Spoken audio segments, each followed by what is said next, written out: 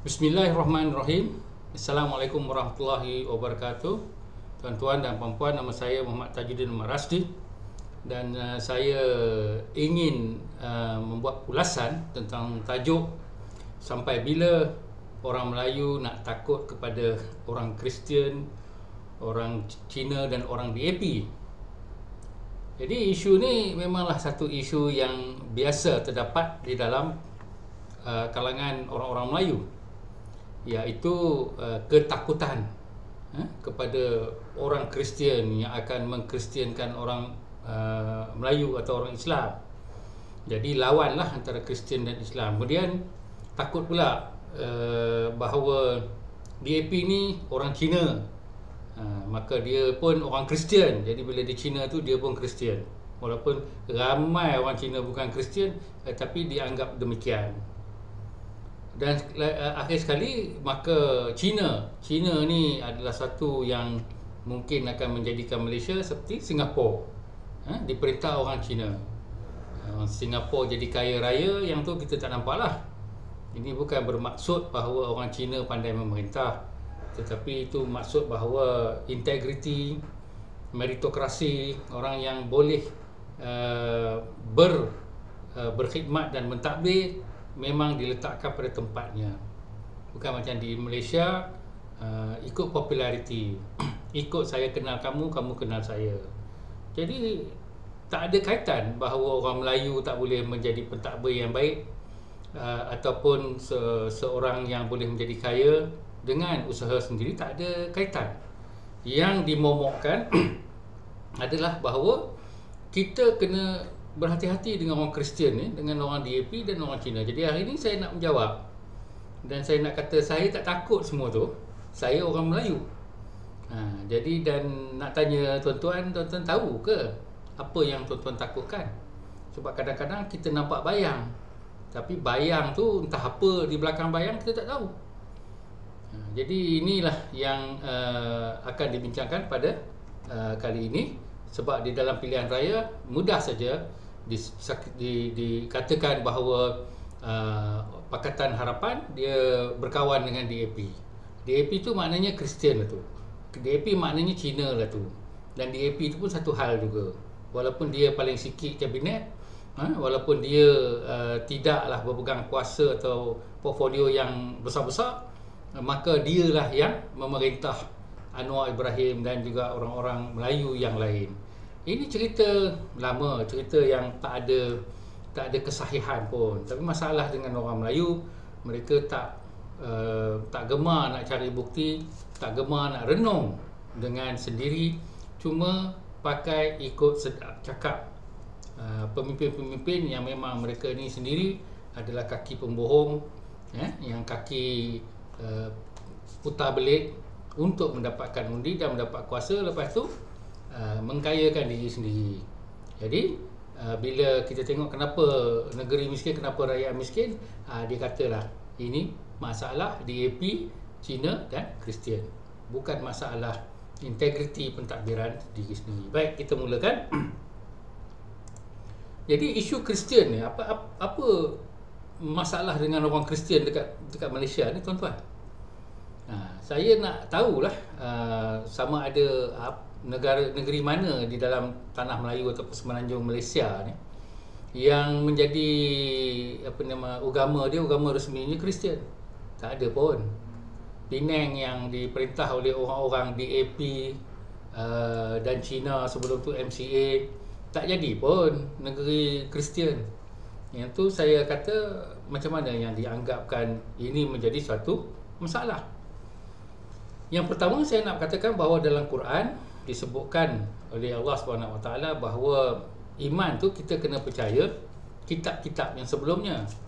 Kita kena percaya naratif cerita tentang rasul-rasul ni yang sebelumnya. Jadi kalau kita kaji naratif-naratif yang sebelumnya tu, yang ada di dalam kitab Injil dan kitab Taurah. Kitab Taurah tu adalah kitab daripada orang Yahudi. Kitab Injil tu adalah satu gabungan tulisan-tulisan yang telah diputuskan pada kurun ke 4 macam tu. Maka ia adalah menjadi satu kitab kepada orang Kristian. Dan cerita-cerita tentang rasul-rasul dan konteks cerita sebelum itu adalah kesinambungan kepada cerita-cerita yang selepas itu pada Nabi Isa dan juga Nabi Muhammad SAW. Jadi kebanyakan ahli tafsir pun dia kena refer atau rujuk kepada kitab-kitab yang sebelumnya. Jadi di sini nilai-nilai kesamaan tentang kemanusiaan, tentang Tuhan, banyaknya adalah yang sama sebab ia adalah daripada asas yang sama. Jadi apabila kita faham begitu, maka kita lebih berlapang dada. Kita tak boleh nak menghina rasul-rasul ataupun nabi-nabi orang Yahudi sebab mereka pun nabi-nabi kita juga orang Islam. Jadi tuan-tuan kena renung bahawa Quran kata kita kena percaya kepada kitab-kitab, maknanya pengajaran asas yang sebelumnya. Tapi bila kita dengar ustaz dia kata alah kitab tu dah dirosakkan lah, dah ini dah itu, pernahkah dia baca? Saya pernah baca. Jadi saya tengok memanglah ini adalah satu tulisan sejarah yang mana mempunyai pengajaran-pengajaran dan banyak pengajaran yang positif yang boleh kita samakan juga dengan pengajaran-pengajaran Islam, iaitu nilai-nilai hidup, bukan ritual. Kefahaman tentang Trinity, Unity, Tuhan tu macam mana, ini adalah tafsiran manusia. Dalam Quran pun tafsiran manusia. Siapa yang kenal Tuhan? Dalam kitab Injil pun tafsiran manusia juga. Cara penerangan dan penjelasan mereka semua ni adalah interpretasi. Dan tidak ada semua orang Kristian bersetuju dengan Trinity dan sebagainya. Ada juga yang Unitarian lah, macam-macam dia punya mazhab dan sebagainya. Jadi kita mengambil lapang dada dan juga kita jangan menganggap mereka musuh, kecuali lah mereka kata kita ni musuh. Yang tu lain. Kalau mereka kata kita ni musuh, maka kita pun nak kena bersedia lah macam itu. Tapi kalau orang tu tak kata kita musuh, maka tidaklah menjadi masalah. Lain daripada orang Islam, setengah-setengah ahli politik yang kata orang-orang bukan Islam adalah musuh-musuh kita. Itu lagilah tak betul. Okey. Baik, banyak kan pandangan kita yang keduanya adalah tentang perang salib. Sebab kita berperang dengan orang Kristian, maka kita pun akan jadi musuh sampai bila-bila. Macam mana pula perkara itu boleh berlaku? Peperangan ataupun event atau kejadian sejarah adalah sejarah. Ada banyak faktor di situ.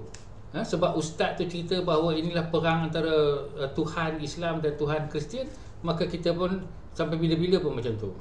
Kalau tuan-tuan ikut YouTube dan sebagainya, kita akan tengok bahawa peperangan itu adalah lebih kepada ekonomi, politik dan ego pemimpin-pemimpin waktu itu, baik Muslim dan juga yang Kristian.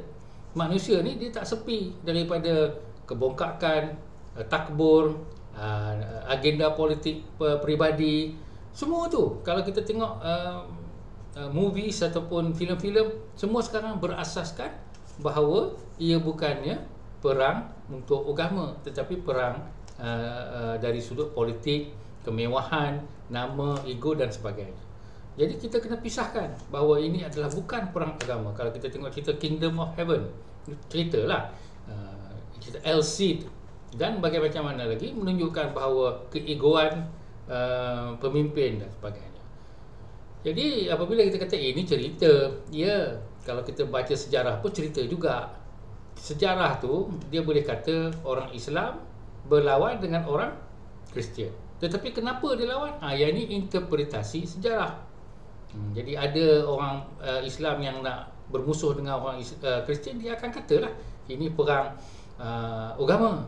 Sama juga dengan orang Kristian, Pop sana Pop sini nak kutip duit ke apa ke, maka dia kata ini Islam ni musuh kita dan macam-macam lagi. Jadi maka tujuan dia adalah nak kutip duit, supaya orang bagi duit, supaya dia boleh pergi perang, tapi sebenarnya nak kutip duit. Jadi ini pun telah dinyatakan oleh beberapa ahli sejarah dan juga beberapa asas-asas filem yang telah dibuat sebelum ini. Kemudian kita tengok banyak juga orang-orang Kristian ini membantu dalam membina Malaysia. Contohnya sekolah missionary. Orang-orang Kristian yang first kali buatkan sekolah missionary. Sebelum ni orang Islam buat sekolah pondok. Orang Kristian dia buat sekolah missionary untuk mengajar anak-anak untuk membaca, dan memanglah salah satu daripada dakwah mereka. Jadi apabila ditubuhkan missionary school ni, macam sekolah saya St. Mark, kemudian ada juga yang sekolah St. John, ada juga yang sekolah Saint, ada yang Saint tu semua tu missionary lah. Dan saya pun pergi sekolah St. Mark. Apabila apabila Malaysia mencapai kemerdekaan, semua sekolah-sekolah ni ditukarkan kepada sekolah kebangsaan, mengambil alih infrastruktur dan kurikulum sendiri.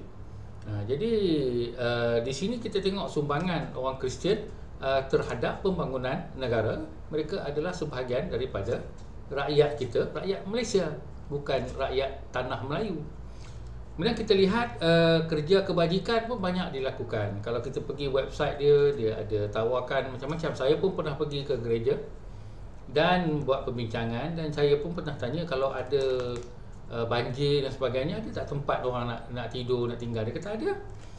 Saya pun nak tengok dengan sendiri mata kepala saya bahawa tilam-tilam semua dah tersedia di situ. Ada, kita takut masuk dalam gereja terus jadi Kristian. Apa yang teruk sangat ni? Sampai keimanan pun tersentuh begitu. Jadi ada banyak ruang di dalam gereja tu. Dan kalau nak sembahyang secara solat Islam tak ada masalah.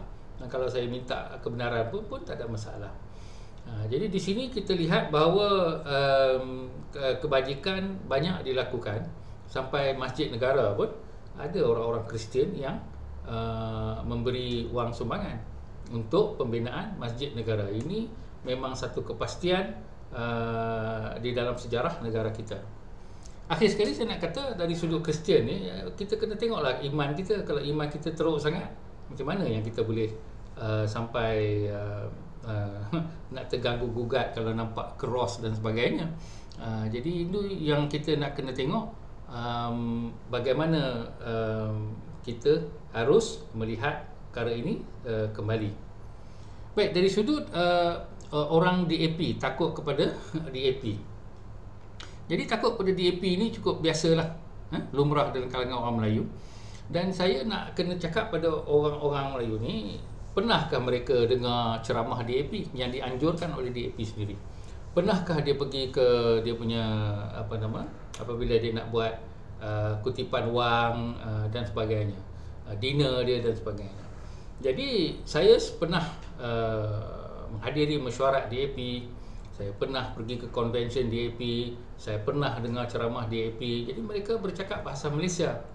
Dan sampai apabila saya bermesyuarat, maka mereka pun kalau dalam bulan puasa mereka menghormati tidak ada makanan, walaupun saya kata nak makan, makanlah, saya tak ada masalah. Tapi mereka menghormati orang-orang Islam yang tidak makan dalam bulan puasa. Jadi masalah kita adalah orang Melayu ni dia suka dengar atas orang.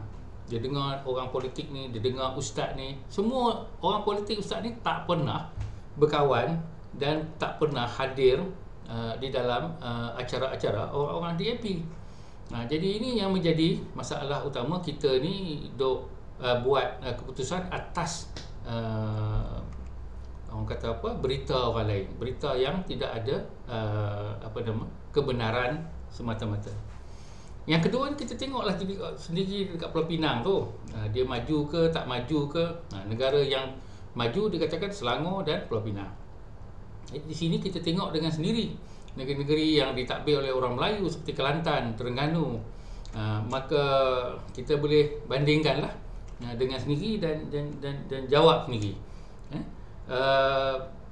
Kemudian kita tengok juga yang ketiga, berapa kes rasuah melibatkan orang DAP, melibatkan orang Cina dalam pentadbiran. Saya rasa boleh kira lah dengan 12 tangan, tapi kalau yang melibatkan orang Melayu, orang UMNO, saya rasa 12 tangan ni tak cukup, kaki 12 pun tak cukup. Ini bukan menunjukkan bahawa orang Melayu ni orang yang tak boleh harap dan sebagainya, tetapi kita kena tengok bahawa rasuah ni bukan melibatkan kaum, tetapi melibatkan integriti seseorang. Jadi malangnya integriti orang Melayu yang dilantik menjadi pentadbir ni adalah tak baik. Yang kita pun pergi lantik dia, kita percaya dia seperti orang politik UMNO pun sama juga. Walaupun dia rasuah dan juga bercampur dengan orang-orang yang rasuah pun kita lantik juga. Jadi diharapkan UMNO yang sekarang di bawah Anwar Ibrahim dan Kajian Perpaduan adalah satu UMNO yang baru. Tapi UMNO yang sebelum ni dia bawah Tun Dr. Mahathir memang banyak rasuah kita tengoklah. Seorang Perdana Menteri pun ada di kajang penjara ni. Jadi yang mana pemimpin DAP yang besar-besar dia punya rasuah tu, tuan-tuan tanyalah sendiri. Jadi di sini kita tengok bahawa di dalam DAP pun ada banyak pemimpin Melayu. Pemimpin-pemimpin Melayu memang sekarang adalah ramai.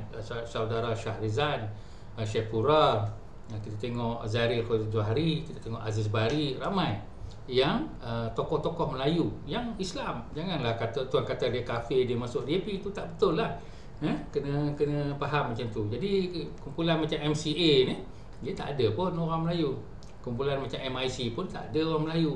Macam mana yang DAP ni boleh dikatakan parti Cina dan MCA bukan dikatakan parti Cina? Saya pun tak faham penggunaan bahasa yang macam mana ni.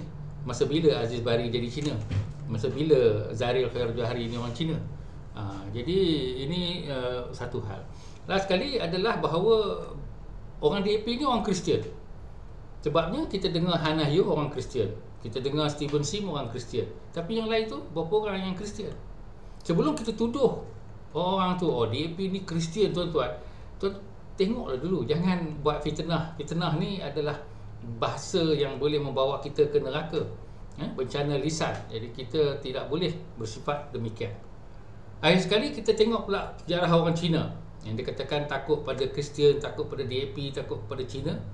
Sejarah orang Cina ni dia orang mempunyai ekonomi yang maju. Sebab mereka bila datang sini sehelai sepinggang, maka mereka mengambil alih kawasan bandar yang baru dibuat oleh orang British. Jadi orang Melayu dah ada tanah sawah padi, tanah dia, tempat dia menjala ikan dan sebagainya. Ekonomi itu adalah sebelum ekonomi revolusi industri. Selepas revolusi industri, maka ekonomi berubah, bahawa kita beli daripada tempat-tempat lain dan letak dalam gudang atau dalam kedai, maka orang datang beli pada kita. Kalau dulu lain ekonominya, tapi apabila ekonomi moden, orang-orang Cina sebab mereka hanya boleh duduk di bandar, tempat-tempat yang kecil, mereka membuat jaringan-jaringan ekonomi untuk membeli barang, bawa kat sini dan dijual pada orang di sini. Jadi ini, dan juga kemahiran mereka yang lain seperti kemahiran bertukang, kemahiran besi, kemahiran fotokopi, macam-macam semua mereka pelopori. Sebab mereka tak ada ladang, mereka tak ada tempat nak tanam padi, tak ada sawah, tak ada kawasan yang luas. Jadi kita dapat tengok yang kedua pula, orang Cina sekarang di zaman moden, walaupun mereka tidak berapa ramai di dalam negara Malaysia, tapi mereka lah yang menyumbang cukai yang paling banyak. Jadi bila mereka sumbang cukai yang banyak, maka duit-duit gaji orang-orang perkhidmatan awam seperti banyak 1.5 juta perkhidmatan awam adalah datang daripada orang Cina. Ini disahkan oleh rakan saya Allahyarham Tun Ahmad Sarji, yang katakan memang orang-orang Cina lah yang banyak membayar cukai sebab mereka tak bekerja dalam kerajaan, jadi mereka pun bekerja sendiri dan banyak teks tu cukai datang daripada mereka. Jadi mereka, orang Cina juga berjaya sebab mereka bergantung pada jati diri. Mereka lihat bahawa kerajaan-kerajaan banyak membantu orang Melayu, jadi mereka pun faham. Jadi mereka kena usaha sendiri, nak pergi kolej bayar sendiri, pergi universiti bayar sendiri, semua tu mereka bekerja dan mereka tahan, tak beli barang-barang seperti mewah-mewah, tapi untuk menjaga anak mereka. Jadi apabila anak mereka dah berjaya, sekarang kita tengok kemewahan tu, kita tengok banyak orang Cina, ada kereta ni, kereta tu, itu selepas 100 tahun mereka berusaha. Dan yang kita ni sebab kita dah selesa. Jadi orang selesa ni dia tak buat kerja banyak sangat lah. Jadi ini yang kita kena faham. Yang keempatnya, orang Cina ni dalam Mei 13 banyak mereka yang mati. Saya pernah pergi tengok satu kubur, 90%-nya orang Cina. Yang lain tu adalah masyarakat atau kaum lain. Jadi di sini kita lihat bahawa orang Cina mereka amat takut kepada kejadian Mei 13. Sementara kita tengok orang Melayu banyak menjadi polis dan tentera, jadi mereka tidak akan berani untuk membuat hal yang sewenang-wenangnya. Jadi yang mana datangnya takut kepada orang-orang Cina ni, saya pun tak faham lah. Jadi di sini kita lihat bahawa momokkan bahawa DAP, Kristian dan Cina ni adalah ugutan kepada orang Melayu. Saya pun tak tahu kat mana yang ini benar. Tuan-tuan nak kena tengok dan semak apakah fakta-fakta. Jangan kita main ikut dengar cakap orang. Ini adalah dosa. Bila kita ikut cakap orang, kita pun jadi takut, kita pun jadi benci dekat orang, semata-mata kita hanya dengar daripada seorang ustaz ataupun seorang ahli politik yang menunggang agama atau menunggangkan kaum. Jadi kita kena ubahlah kalau kita nak menjadi rakyat Malaysia yang berjaya. Sebab yang penting kita kena bekerjasama dengan semua orang. Kalau kita buka bisnes warung nasi lemak ke apa ke, kalau kita harap orang Melayu saja, susahlah. Kita nak kena buka untuk semua. Jadi inilah rezeki untuk semua. Dan ini adalah kata kunci untuk kita berjaya bersama-sama. Jadi akhir sekali saya nak pesankan pada orang-orang Melayu bahawa buat apa nak ditakutkan isu tentang orang Kristian, orang DAP dan orang Cina. Kenal mereka dulu. Kalau tak kenal tu jangan cakap lah. Jangan ikut cakap orang, jangan mudah-mudah terikut-ikut. Dan kita harus hidup bersama masyarakat itu sebelum kita buat apa-apa penghukuman ataupun penghakiman terhadap masyarakat keseluruhannya. Kalau ada satu dua orang daripada satu kaum tu buat mungkin tak betul, maka kita tak bolehlah nak mensabitkan kepada keseluruhan kaum tersebut. Jadi ini adalah pesanan supaya tuan-tuan boleh merenung dengan sendiri, sebab di akhirat nanti kita akan disoal seorang-seorang, setiap individu. Dan kalau kita hina orang dan kita benci orang kepada alasan yang tidak benar dan tidak salah, kita pun kena jawab apabila disoal di akhirat nanti. Jadi pastikan fakta, pastikan jiwa yang bersih sebelum kita menghina orang lain dan menakutkan antara satu sama lain demi kepentingan ahli politik yang rendah akal dan juga sempit hati. Sekian, Assalamualaikum warahmatullahi wabarakatuh.